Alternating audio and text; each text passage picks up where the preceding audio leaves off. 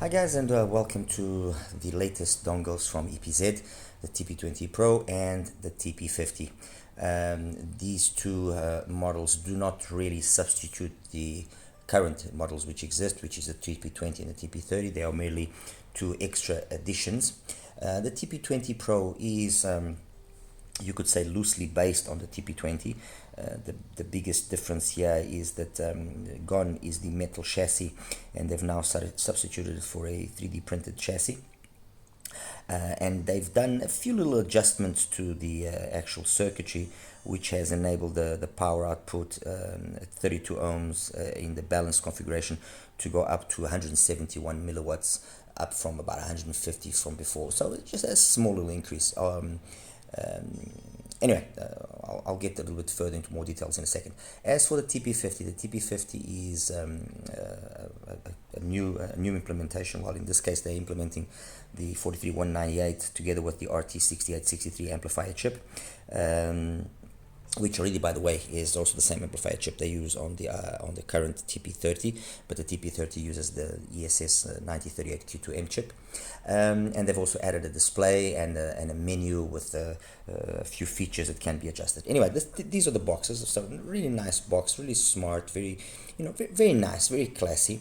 Inside, you open it up, you have a little card here which has some information which could be of interest, with regards to what the buttons do and some characteristics. Dongle came over there, a cable, which is actually a nice cable. And that's it. I mean, sampling for this particular unit is 384 with DSD at 256. In the case of the TP50, the same situation. Sampling, however, is increased to 768 kilohertz, and the DSD also 256. Okay, it, as I mentioned, brings a little display which you can toggle through a few menus and adjust a few things, which I'll get into that as well in a second. So that's that. This is the TP20, as you can see, all metal, really solid. I mean, this thing is solid CNC machines. This is solid. By contrast, the TP20 Pro shares more or less the same sort of gain button and some buttons on the other side which are for volume and play, pause, and so on. 4.4 and 3.5 millimeter output, but it's a nice resin 3D printed shell, so the weight has come down significantly. The cable, however, maintains itself as the same cable. So in terms of the cable, the interconnect it's actually a nice little cable. As for the TP50, let me just quickly show you the TP30. TP30, again, nice solid brick. I actually enjoyed very much this gold color. I thought it gave it a nice little touch of class, honestly. The TP50 also uses a CNC machines casing, and then obviously it's got a little display there, very much along the lines of what you get in terms of the display in the Colorfly, the M2. And that display then gives you access to a whole bunch of features which you can adjust. You can do, let me just run you through. So you can do adjust left and right balance, which is actually pretty cool. You got the filter output, which you can change the filtering output. It's debatable whether you can see significant changes or not. They have another feature which is called what they call a DAC OM, which is an output mode that converts the digital signal to analog signal output, and they say that this improves further the original signal. Okay, we have an SPDIF as well, possibility of usage. We have then what they call the HD pop, which is a circuit which eliminates the some of the crackles and the clicks that sometimes occur, which is actually quite nice and helps suppress noises and interferences that can possibly happen. And then we have the ability as well to put the display off, to rotate the display, or to actually adjust the display brightness. We have HID key, which is a setting which allows you to basically lock all the settings of the keys, so that you play around with the settings of the keys, so it becomes more of a kind of a purist kind of dongle, let's put it that way. And then you can obviously then restore the factory settings as well. So it's a nice little display that enables you to adequately adjust these little features that they have, and it's actually quite nice. I have to say that they actually did it quite nicely. Anyway, let me just connect it up here so you guys can see something. This cable that I'm using is an iBasso CB19 cable, okay, which is a cable which enables you to, for example, connect it to your phone like I have here, and then have a separate power to power the dongle and the phone. That's it, you know. So it's actually quite a handy little cable that you know, won't drain the phone's battery as quickly. And like I said, I'm trying to see if I can show you this. It's not going to be easy because this cable is a little bit on the short side, but hopefully, let me see if I can magnify this here, and we can see slightly better the adjustments here that are provided. All right, let's see here. Okay, so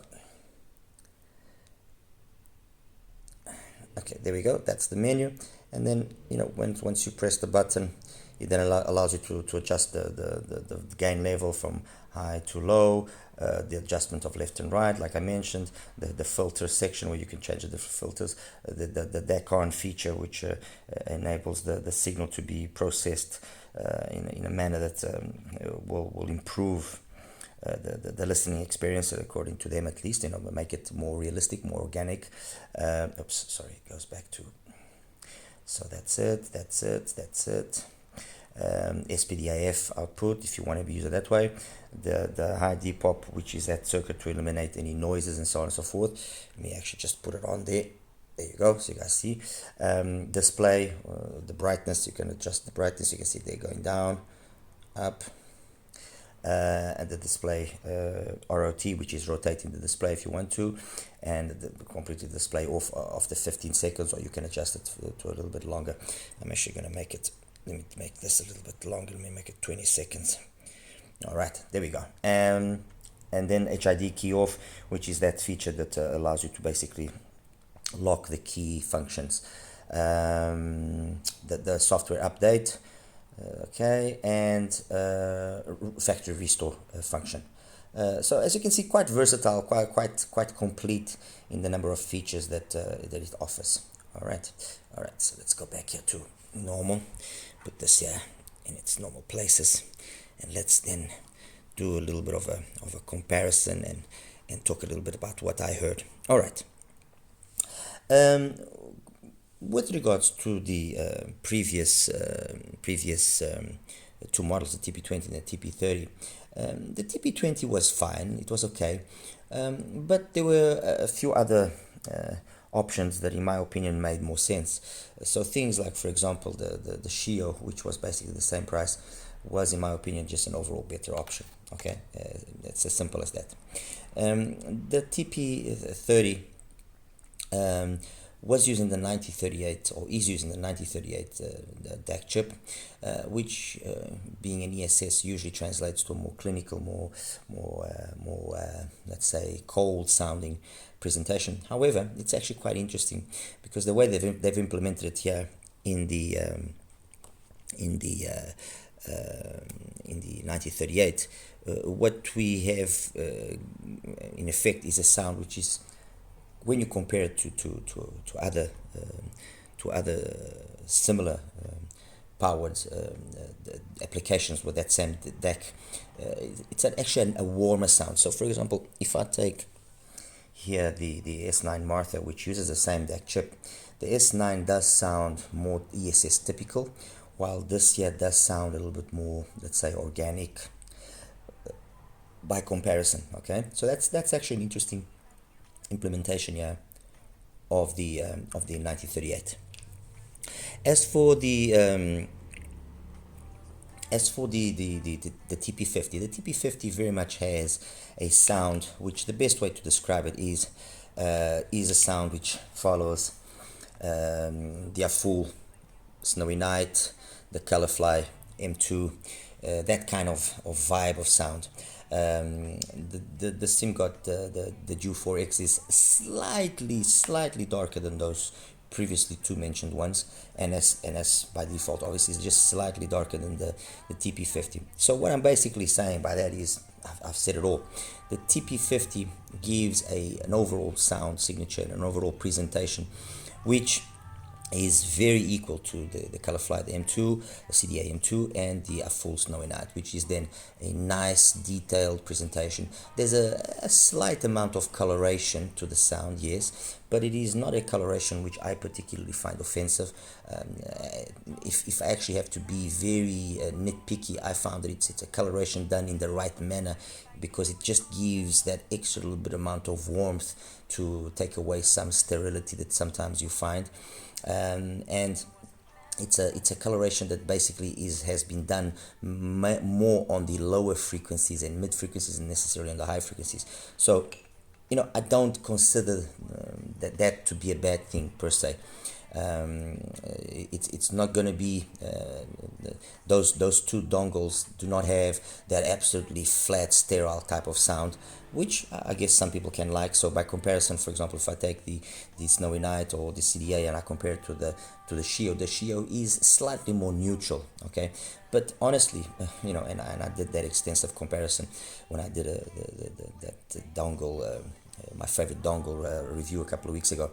When I compare them all, this is nice. This does sound nice. I'm not going to deny it. But ultimately, I preferred the AFUL and I preferred the Colorfly.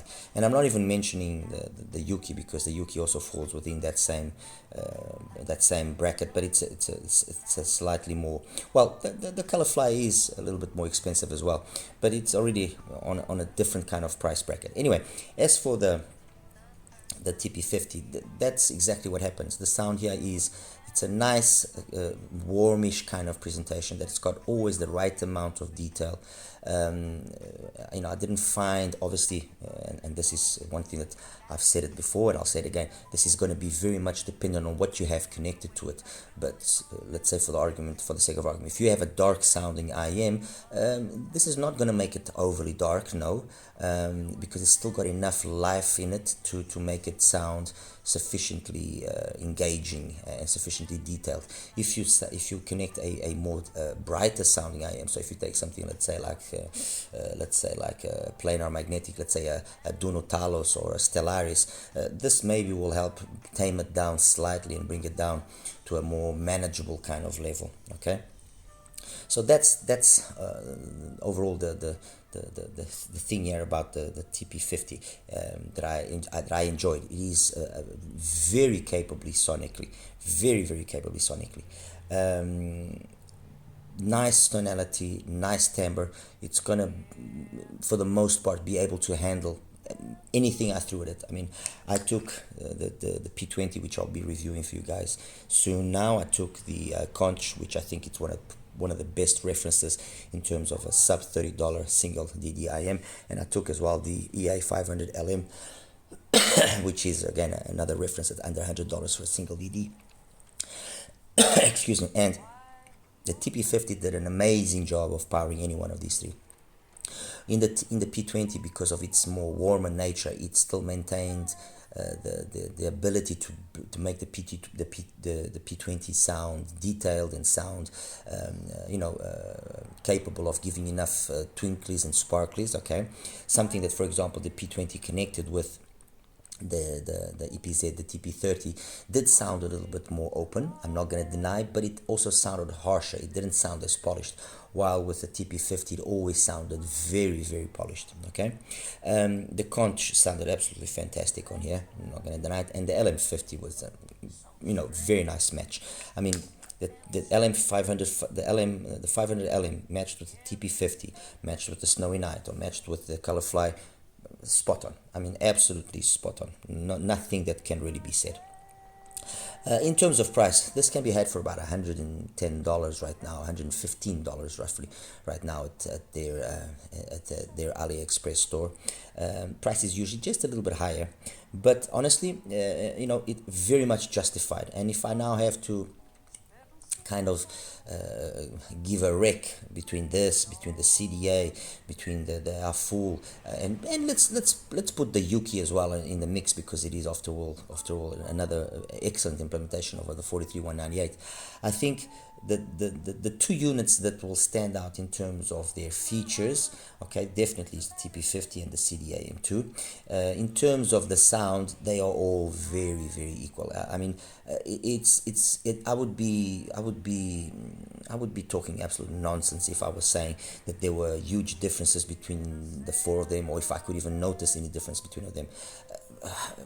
Honestly, I couldn't. Maybe with a more thorough comparison between more IMs, I could pick up on some subtle differences here and there. But the difference between the TP50, the SnowyNight, the CDA M2, and the Yuki are minimal. I mean, 1% or less. Okay. What I think will be then the determining factor will obviously be the price.